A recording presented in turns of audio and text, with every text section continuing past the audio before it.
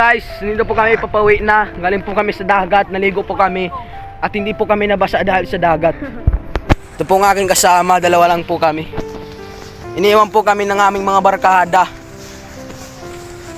Pero ayos lang yan, yung matitira naman ng tunay. Pero ang peke, alis. Diba? Kasi alam na naman nga, kami lang ang pogi sa'yo. Natatakot silang ma-sapawan. Sa sobra ng nga kagwapo. Hindi na kami po niya Earth. Kailangan na namin mag-sal switch. Sungot naging dagul.